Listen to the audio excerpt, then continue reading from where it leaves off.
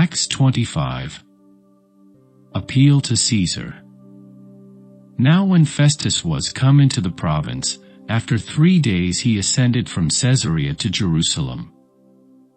Then the high priest and the chief of the Jews informed him against Paul, and besought him, and desired favor against him, that he would send for him to Jerusalem, laying wait in the way to kill him. But Festus answered, that Paul should be kept at Caesarea, and that he himself would depart shortly thither.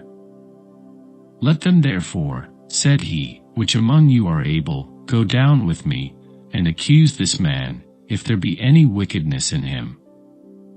And when he had tarried among them more than 10 days, he went down unto Caesarea, and the next day sitting on the judgment seat, commanded Paul to be brought. And when he was come, the Jews which came down from Jerusalem stood round about, and laid many and grievous complaints against Paul, which they could not prove. While he answered for himself, neither against the law of the Jews, neither against the temple, nor yet against Caesar, have I offended anything at all.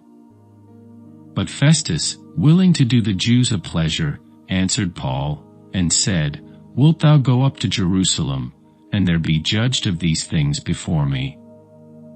Then said Paul, I stand at Caesar's judgment seat, where I ought to be judged. To the Jews have I done no wrong, as thou very well knowest.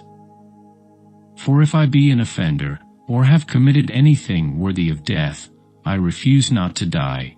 But if there be none of these things whereof these accuse me, no man may deliver me unto them. I appeal unto Caesar. Then Festus, when he had conferred with the council, answered, Hast thou appealed unto Caesar? Unto Caesar shalt thou go. And after certain days King Agrippa and Bernice came unto Caesarea to salute Festus.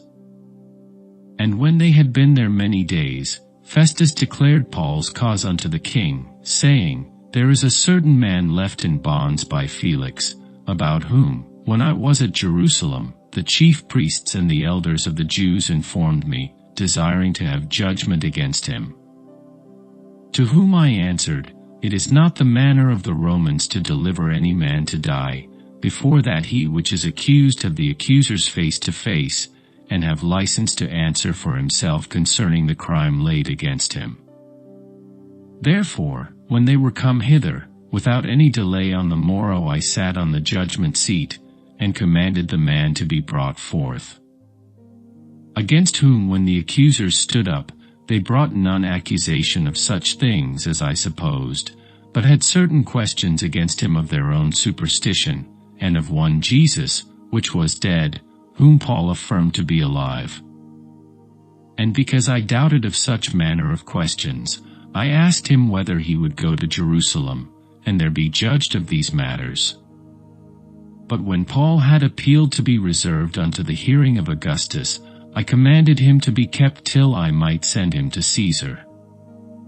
Then Agrippa said unto Festus, I would also hear the man myself.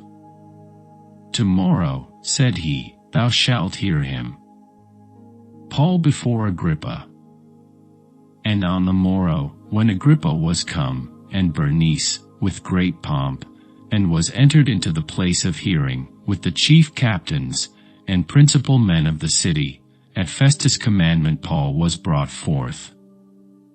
And Festus said, King Agrippa, and all men which are here present with us, ye see this man, about whom all the multitude of the Jews have dealt with me, both at Jerusalem, and also here, crying that he ought not to live any longer. But when I found that he had committed nothing worthy of death, and that he himself hath appealed to Augustus, I have determined to send him, of whom I have no certain thing to write unto my Lord.